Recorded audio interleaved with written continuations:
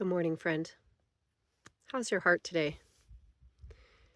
This is the third day after the U.S. election, presidential election 2024, and there's a lot in the field right now.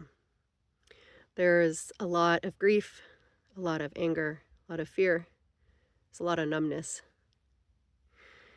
and it just feels like the right time to sit down and just have a chat with you about something that's been on my heart to sit down and record for some time, but just been putting it off, and I guess this is why. This is the time. So, friends, this is not going to be a video about politics. Um, there may be other spaces to share uh, my thoughts on that, to be in conversation with you about that. But rather, this is a conversation about how we navigate those deep places of grief when they feel overwhelming and when they feel like they're getting in the way of us understanding the next right thing to do. This is a conversation about the truth that I have come to deeply experience and know and believe through my own experience, through working with so many clients on this topic, and through research, through sociology, through physiology, that shows that this is in fact true. And that truth is that grief and joy, love, are sisters, and that the pathway back to joy actually involves coming through grief, and that there are really powerful systems and structures to support us in doing that well. So, friends, welcome back to Heartscapes, where we're learning the systems of Reiki and soul collage to live lives that are rooted, that are spacious, that are connected, and that provision us for the journey back home to ourselves. My name is Michaela, and I'm not in the studio today, as you've probably already determined. I'm sitting in a little ravine, actually. I'm going to show you. A ravine that in not too much time will be filled with running water again.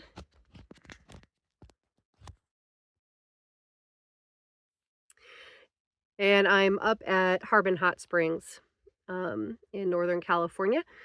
I had this trip on the books for quite some time, invited back to teach some Reiki classes, and I'm grateful that happenstance brought me back here just a few days after this election. I've spent the last 3 days holding space for folks to be with what they're feeling about these circumstances, to process, to be together, and that's been really beautiful, and it's been really challenging. And so I'm glad to just kind of step out into a space of nature. What I'm really seeing inside of those spaces and inside of myself is the need for this conversation about navigating these kinds of intense feelings, these intense times. Um, I'm going to pause right here before sharing a few stories about this to just do something that I don't do often enough, I suppose you could say, as a person who does hold space here on YouTube. This is a time for greater connection, for building more connection across shared experience and also across difference. And here in these YouTube streets, connection is driven by engagement. And so I am going to invite you here on the front end of this video to go ahead and engage with it in ways that the algorithm recognizes, which is to like the video, to comment, to share your experiences in the comments below, to share it with someone that you think needs to be part of this conversation, and to subscribe to the channel if you want to hear more from me on similar topics. So, as my YouTube duties aside, let's step into this conversation. I've been doing grief work in a variety of spaces for some time. And in that process, I've been able to learn from many teachers and many people who have researched and held space for grief in really deep ways. One of those teachers is Frances Weller, does a lot of writing and teaching and ritual holding around grief. And one of the statements that really stays with me from Francis's teachings is that grief and love are sisters. Grief and love are sisters. This is such a beautiful sentiment for something that can feel very challenging in our life, in our lived experience. I've done a lot of work with the Book of Joy as a resource. I've talked about that on this channel. I teach a class about once a year, deep diving through the practices and principles presented in the Book of Joy. And in that space, there's a similar sentiment shared. You could rephrase it as grief and joy are sisters. They are connected. They are two sides of the same emotional experience, the same emotional landscape. And the challenge is that grief can be so overpowering that it can be a very natural and important, valuable impulse for us to numb that grief out, to try to protect ourselves from the intensity of it, the sharpness of it, the aching of it, the way that it can chip away at our attention and our happiness in many ways. There is a natural impulse to want to numb our grief or our fear or our anger or other intense emotions that feel like they're too much for us to deal with. And you will never hear me disparaging the strategy of numbing or dissociating because they're incredibly important survival strategies. It's miraculous when you really think about it that our minds have the capacity to kind of separate out our conscious thought from unbearable experiences that we are being subjected to or that we can't escape or that are happening in our world. It's an incredibly powerful and effective strategy for keeping us going, for keeping us engaged, keeping us alive through unbearable circumstances.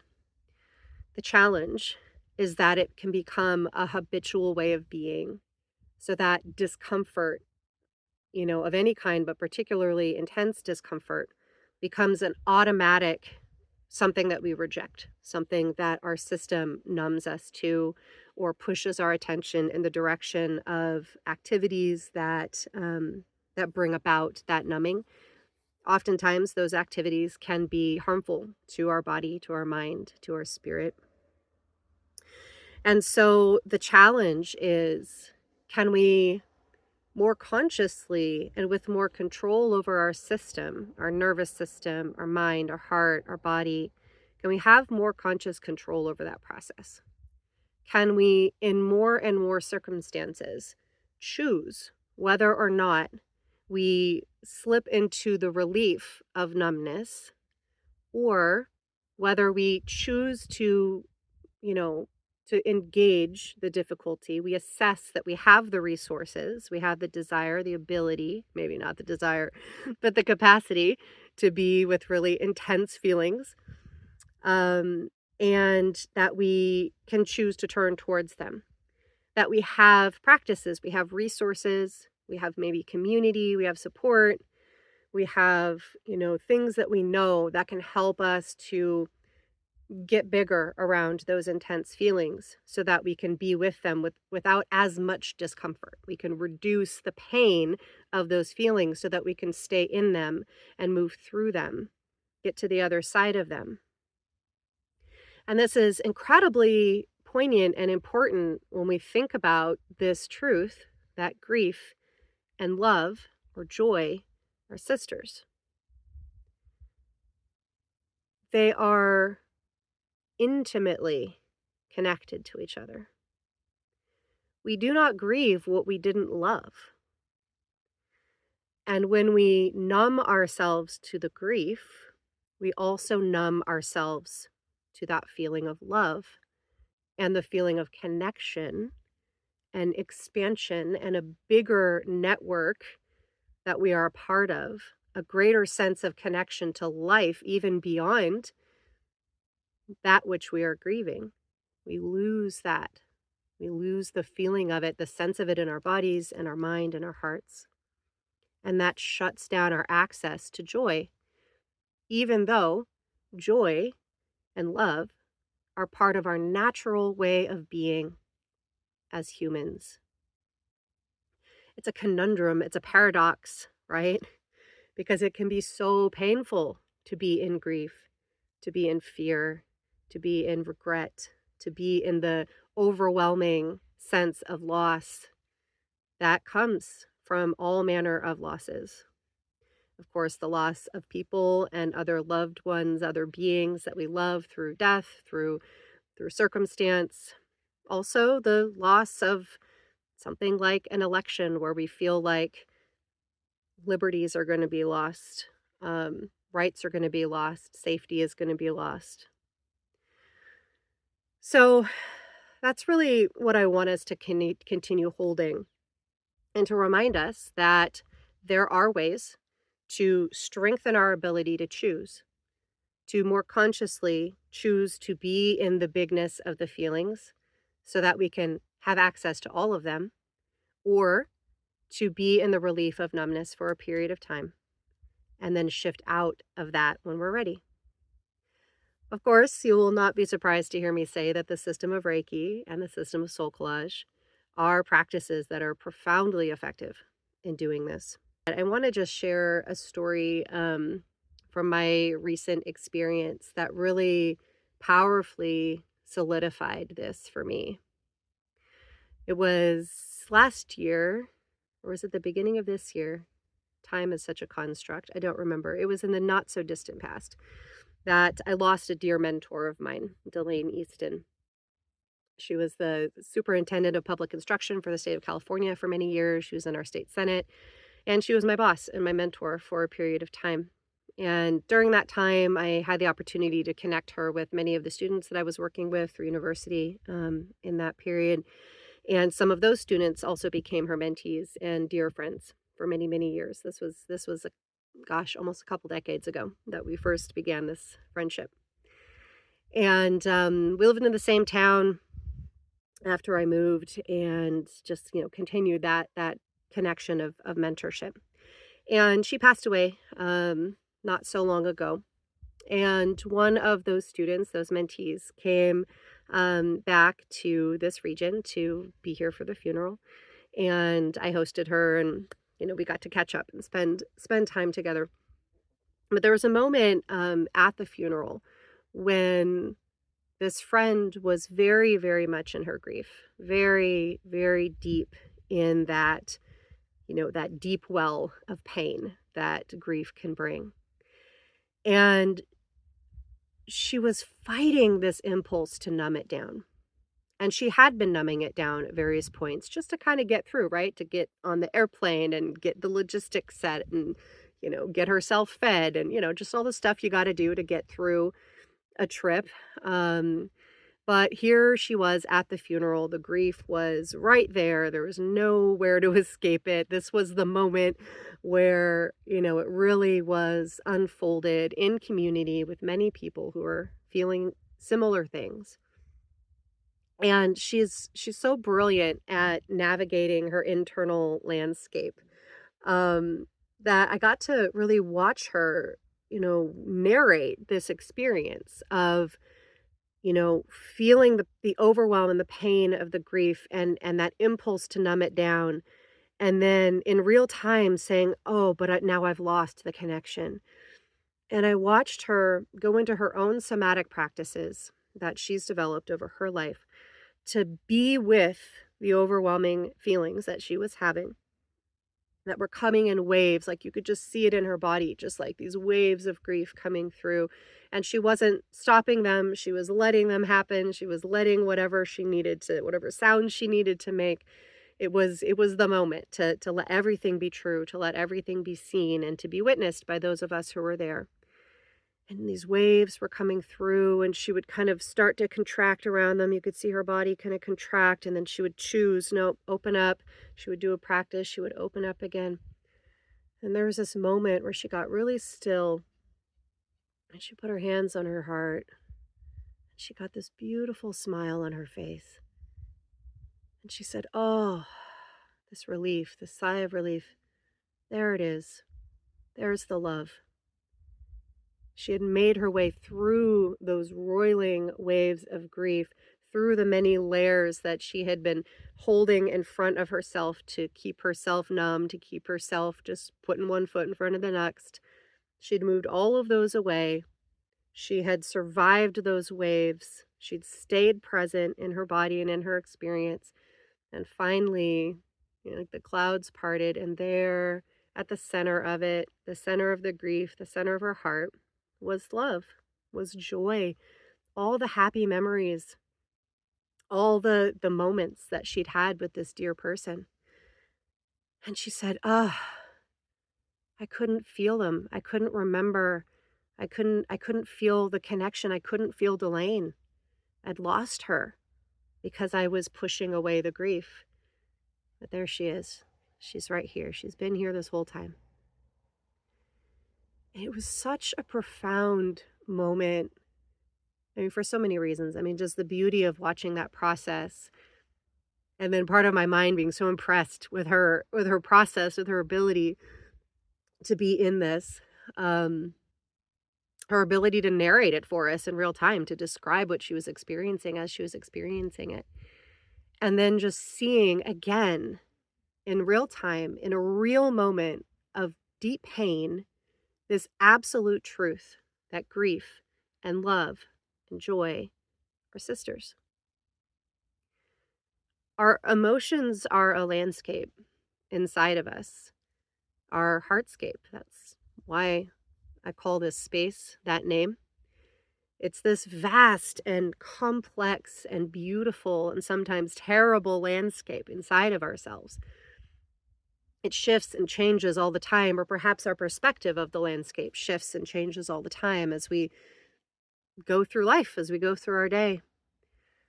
And this tendency, this strategy, or this choice sometimes to numb ourselves, it's like putting a filter over a view of that landscape. It's like putting some kind of material between us and this landscape so that we can't actually move through it, can't engage it. And if we could be selective about that filter, we could choose where to focus it and where not. Well, that would be pretty handy strategy right there. But the rub is we can't. This filter is not selective. It's not precise. It can't be selectively applied to only parts of our emotional landscape and not others. That filter of numbness, of dissociation, it covers the whole thing. Yes, it covers the dark and treacherous, craggy, areas with falling rocks and, painful, treacherous things around every corner, I say, as I'm sitting in a ravine with tons of rock just sitting right there precariously.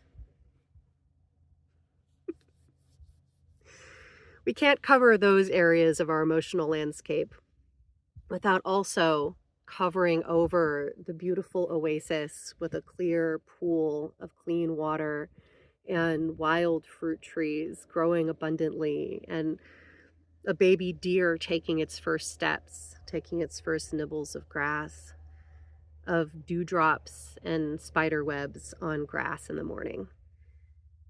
It's all going to get covered over when we're in that space of numbness. And once again, I am not disparaging this strategy. It's a brilliant, miraculous strategy for keeping us safe and engaged and present and putting one foot in front of the other when things are intolerable. And it can become a habit. It can become a way of being that closes us down from the things that make life worth living, which, truly, I would say can be summarized as love and joy, right? And the deep resources that come from that.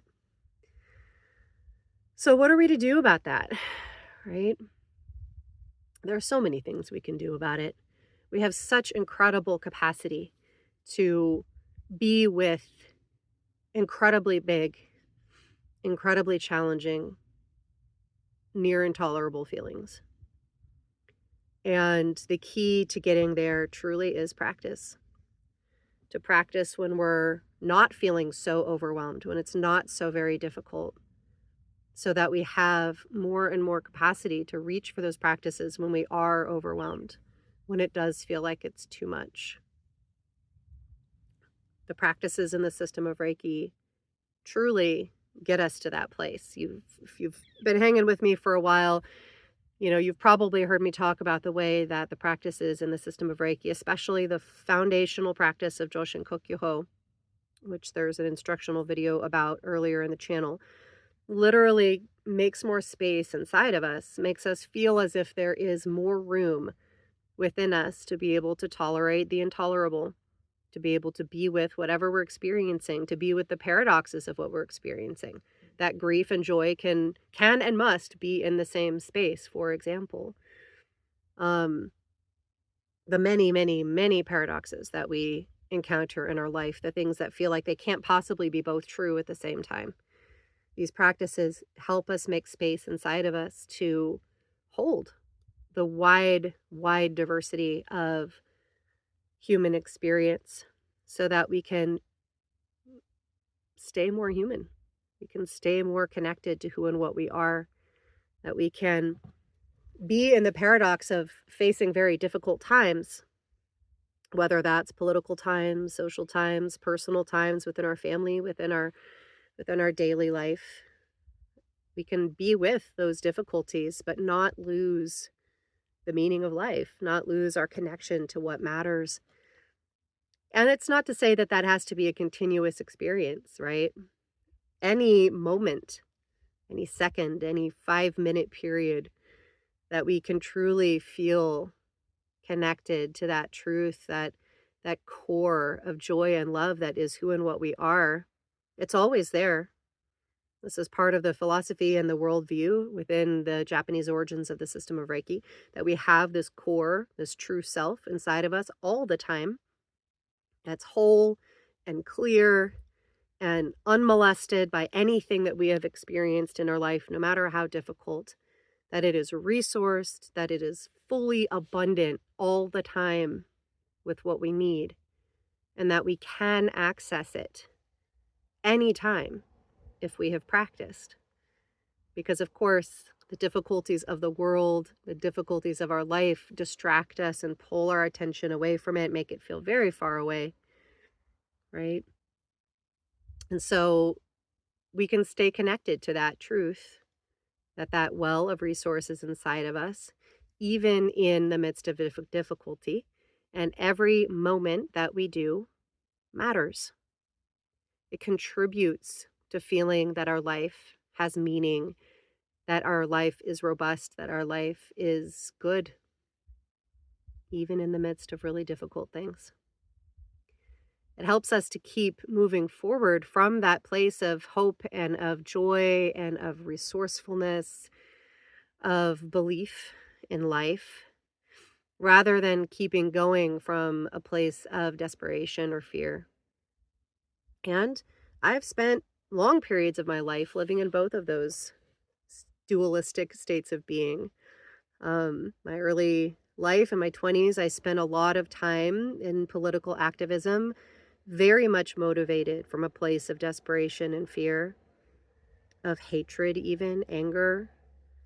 And while there was a lot of temporary energy available to me from those experiences, it was short-lived. It flamed out. It burned me out hard. It harmed me in the end. I came through it feeling bereft, feeling desolate, and feeling very disconnected. I wanted nothing to do with political activism for a very long time,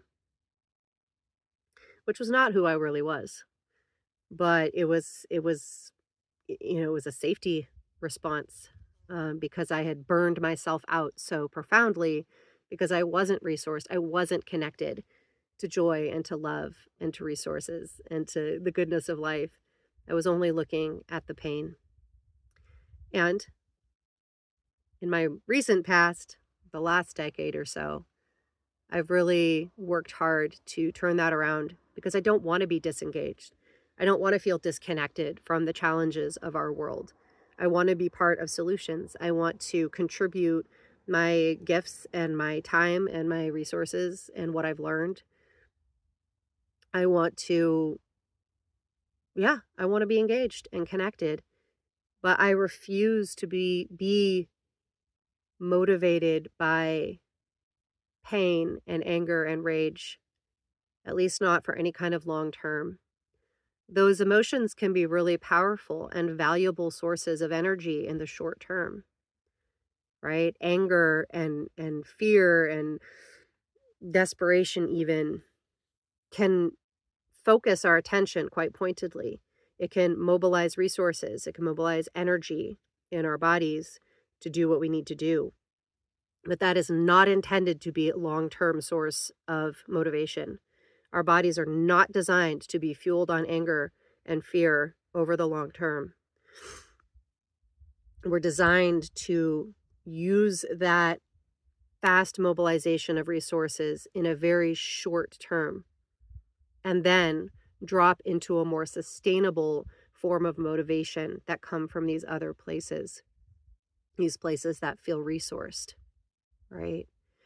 And so when we know that and when we have practices that can help shift our mental state and our emotional state and therefore our physical state and our spiritual state out of fight and flight and into sustained energy, that's when we can really we can remain engaged with life and we can remain engaged with what it is that we want to do and what we're supposed to do and maybe what we have to do because of circumstances.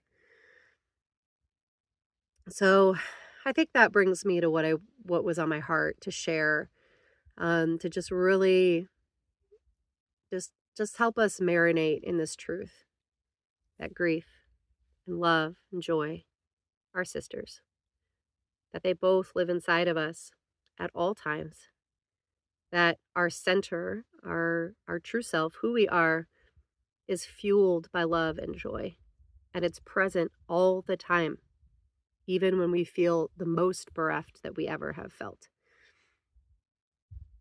It can be helpful even to just remember that. And then, if we choose, we can take the next step to be in practices that help us to embody it, to feel it, to experience it, even if for a moment. I'd love to help you to get there. If that's something you want to talk about, if you want to learn about, that's what I'm here to do.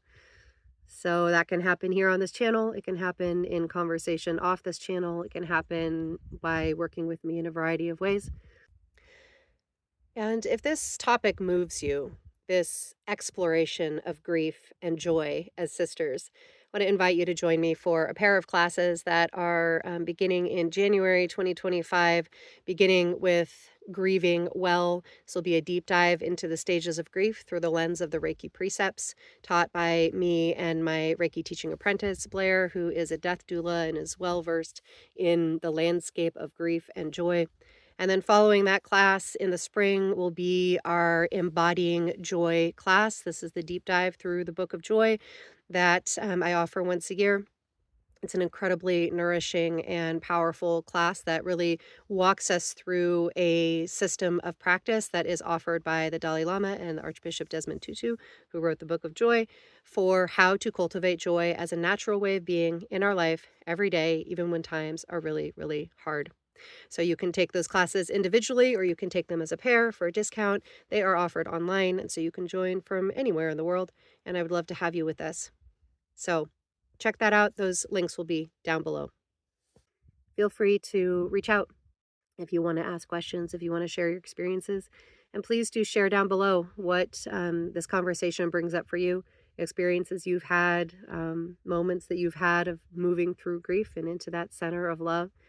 Perhaps moments when you have struggled to do so. If you're willing to share them, I would love to listen to continue the conversation down in the comments. Please do share this video with anyone that you think would be buoyed by it, would be inspired by it, who needs this message. And if you want to hear more from me, please do subscribe to the channel. Stick around. We can continue chatting. Next time I probably won't be in a craggy ravine, but you never know. You never know where I'll be in the world as we gather here together. I was here in Harbin in the spring and made a pair of videos about the way in which nature is our greatest teacher on how to navigate change. These are actually a couple of my favorite videos I've ever made, so I definitely invite you to check those out. Stick around with me. There's much more to do. And as you move from here into your day, May you be deeply, deeply provisioned through your deep sense of joy and love and connection so that you can make your way back home to yourself. Friends, thanks for being with me for a few minutes out of your day. Until next time, I love you. Goodbye.